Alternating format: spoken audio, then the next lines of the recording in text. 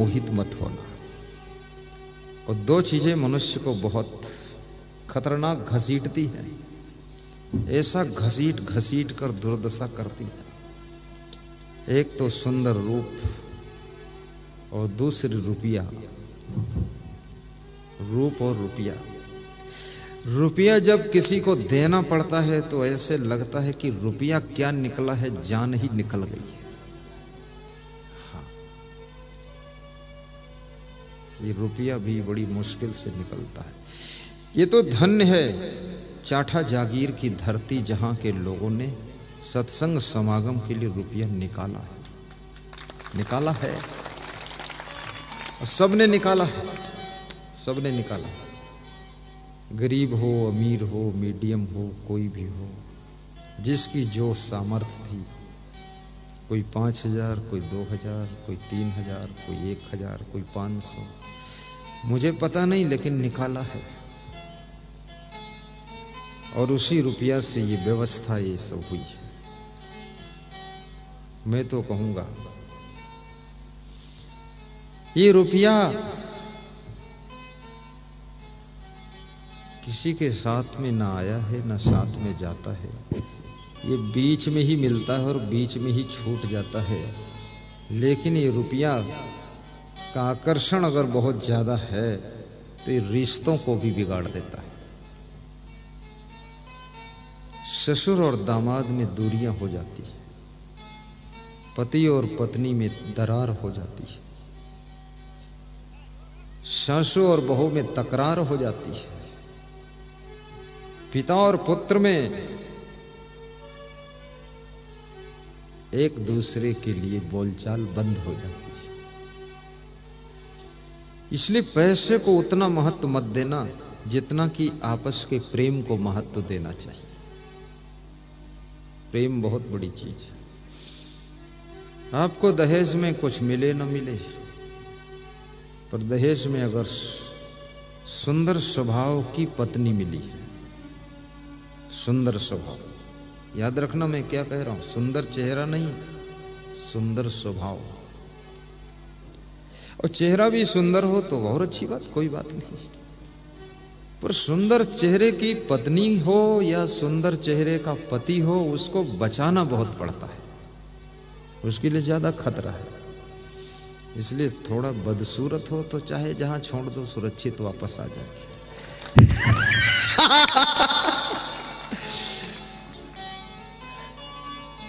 अब सब स्त्रियां खुश है कि हमको अगर बदसूरत पति मिले तो अब शादी कर लूंगी, लफड़ा खत्म। अब बदसूरत वालों की बाजी लग गई। और बदसूरत वह नहीं है जिसका चेहरा सुंदर नहीं, बदसूरत वह है जिसका चरित्र सुंदर नहीं है, स्वभाव सुंदर नहीं, विचार सुंदर नहीं, वो सबसे ज्यादा बदसूरत होता है। सबसे सुंदर वह है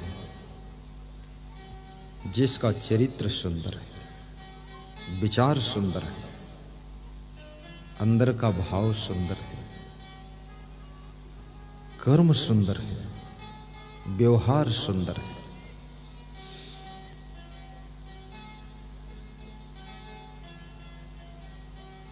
और मैं ये भी निवेदन करूंगा आपसे कि जहां परमार्थ के कार्य हो रहे हों,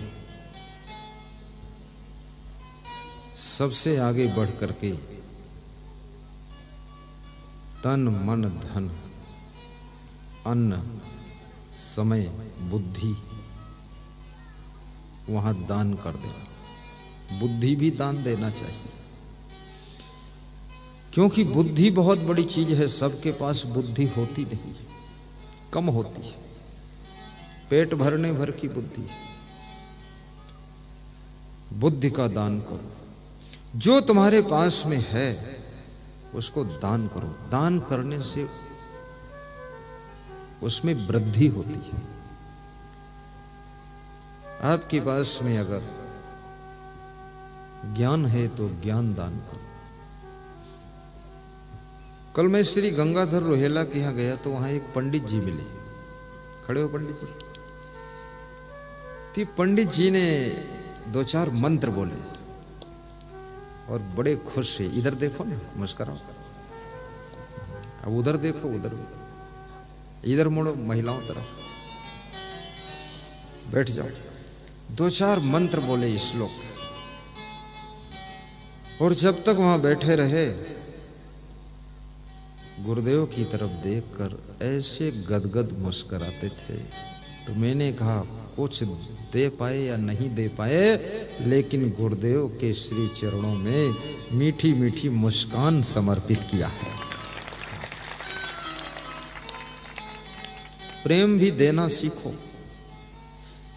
इतने कंगाल तुम नहीं हो कि किसी को प्रेम न दे सको।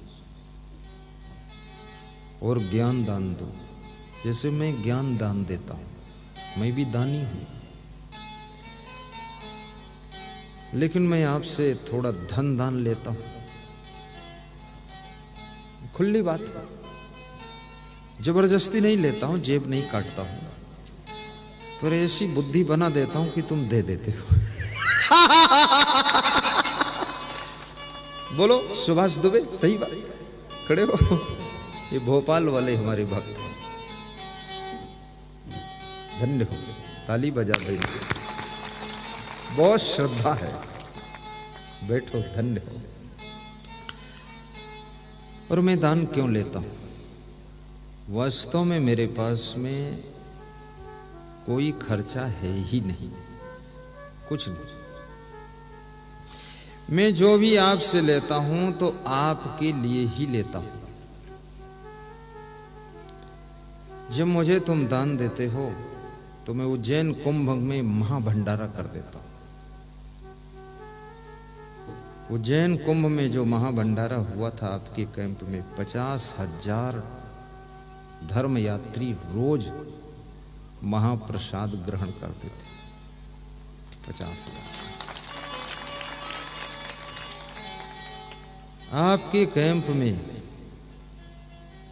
ऐसा नहीं कि 12 बजे ताला लग गया, गेट लग गया। आंधी तूफान आया, बहुत आया कुंभ उज्जैन। बहुतों के कैंप उड़ गए, बहुतों का टीन ऊपर उड़ के नाचता था। बहुत लोगों ने तो हाथी रखे थे गेट के पास, वो हाथी आकाश में उड़ रहा था। लेकिन आपके कैंप में एक भी टीन शेड नहीं उड़ा, और हाथी तो मैं रखा ही नहीं था। हाथी घोड़ा क्या काम।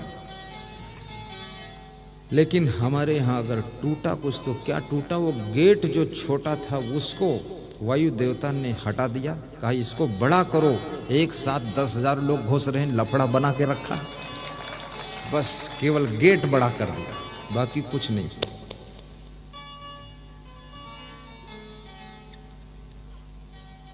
आपकी सेवा में ही लगा देता हूं। और 24 घंटे 12 महीने हम सत्संग समागम में ही रहते। दूसरा काम करने का मेरे पास टाइम नहीं। और जो भी दान मिलता है, महाकुंभ भंडारा और आश्रम में आपके ठहरने की थोड़ी व्यवस्था भी करता हूं कि आप कभी आ जाओगे गुरु के प्रेम में तो कहाँ सोओगे, उसके लिए थोड़ा इंतजाम कर देता हूं। अभी मैं देख रहा हूं कुछ माता बहन, कुछ पुरुष भाई गेहूं ला रहे हैं। ये हरिद्वार कुंभ में ये गेहूं प्रयोग होगा। मुझे तो एक ही भक्त खिला देगा जीवन भर। और मैं अगर अपने लिए कमाना शुरू करूं तो मेरे पास कोई खर्चा भी नहीं, पर्सनल कुछ भी नहीं है। चाय तो पीता नहीं, कॉफी पीता नहीं, और कलाकंद गुलाब जामुन का कोई खाने का आदत नहीं, और काजू किशमिश बादाम खाने की आदत नहीं। भूल गया तो 6 महीना तक नहीं खाता हूं। कोई धर दिया सामने तो 2-4 खा लेता हूं। कल हेमराज सरपंच के यहाँ गया तो धर दिया काजू तो 2-4 खा लिया। बादाम रखा था तो मैंने सोचा मत खाऊं, क्योंकि ऐसे बुद्धि ज्यादा है, फिर खोपड़ी फट जाएगी। बादाम नौजवान व्यक्ति को खाना नहीं चाहिए, ब्रह्मचारी को बिल्कुल सावधान, गर्म बहुत होता है।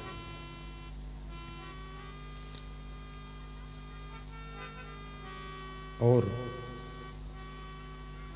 मुझे आपने फ्री कर दिया कि तुम्हारी रोटी धोती का इंतजाम मैं करूंगा, तुम सत्संग खूब सुनाओ, दूसरी फिक्र मत करो, तुम्हारी व्यवस्था हम करेंगे। ये बात है कि हमारा एक भक्त कह रहा था, जितने पैसे चाहिए हम लोग दे देंगे, इधर उधर दिमाग मत लगाना। मेरे को समझा रहा था, मैं दुनिया को समझाता। एक बॉम्बे का भगत हर महीने में एक बार बोलता है कि कोरोना चल रहा है, तुम चिंता मत करना, जो जरूरत होगी हम दे देंगे, और इस समय आप अध्ययन करो, नया ज्ञान सीखो और भक्तों को सुनाओ। और मैं किसी एक का हूं भी नहीं, मैं सभी का हूं और सबके लिए जी रहा हूं और सबके लिए जीऊंगा। न पत्नी है न पतना है, जो कुछ है सब इतना है। परिवार बसाना ही नहीं है, कोई लफड़ा पालना ही नहीं है, कोई नशा करना ही नहीं है, माया मोह में फंसना ही नहीं है और दूसरों को भी फंसाना नहीं है। लवंग और इलायची की भी खाने की आदत नहीं बनानी। सादा जीवन उच्च विचार, सबका होगा बेड़ा पार, और संतोष भी रखना है। मैं मेरे भंडारी से बोल देता हूं कि तुम खिचड़ी बना देना, बहुत आइटम मत बनाना। मेरा भंडारी बहुत महान है, कभी कभी 4 प्रकार की सब्जी बनाता है। शिमला मिर्च अलग है, बिमला मिर्च अलग है, कमला मिर्च अलग है, उधर क्या क्या फूल गोभी।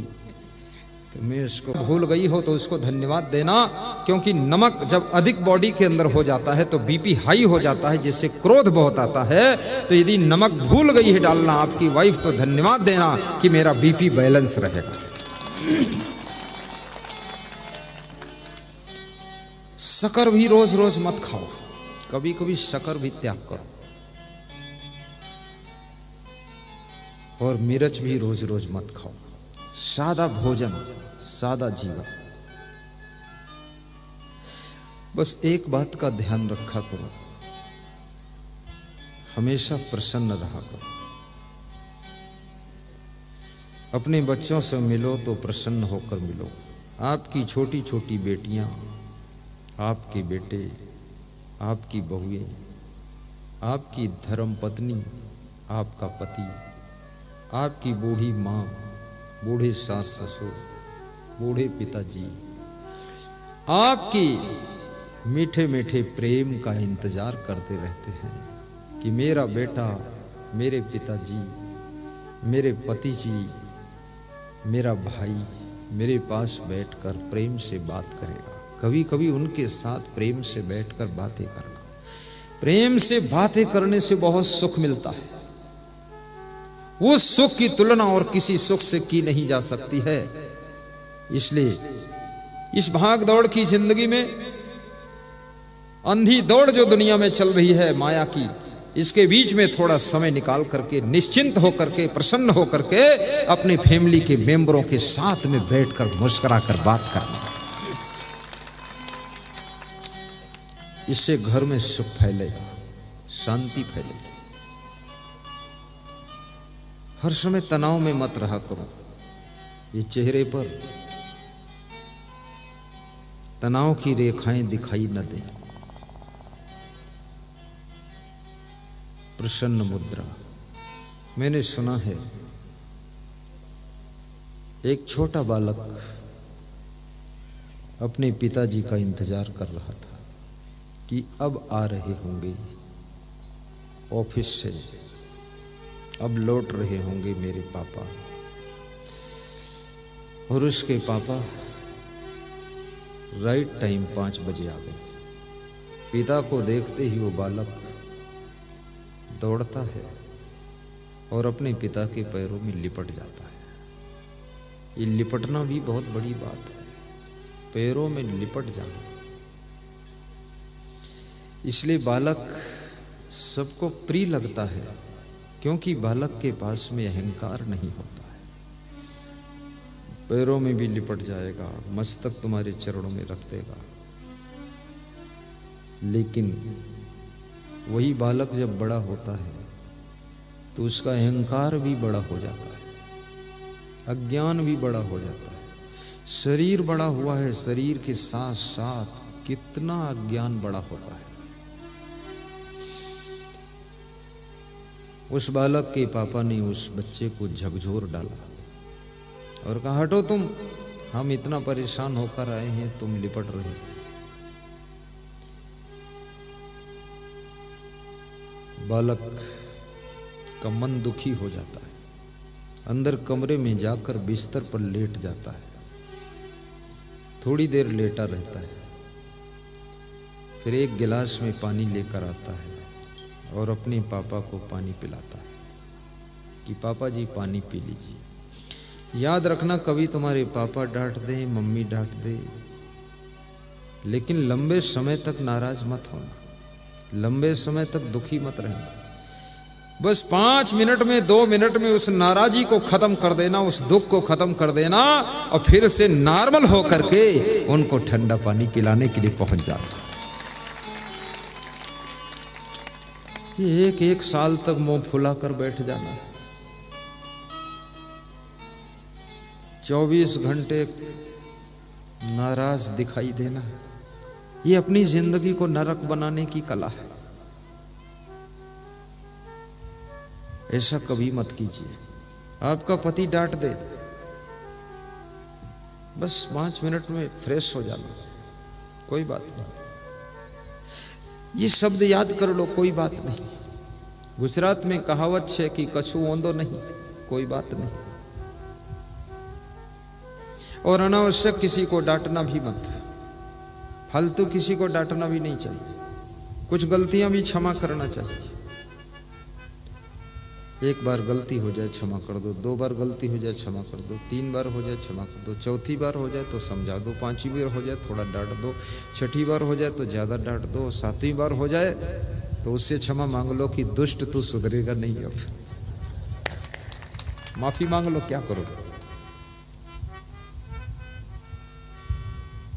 और क्षमा करने वाला बड़ा होता है, क्षमा मांगने वाला उससे भी बड़ा होता है। क्षमा बड़न को चाहिए, छोटन को उत्पात।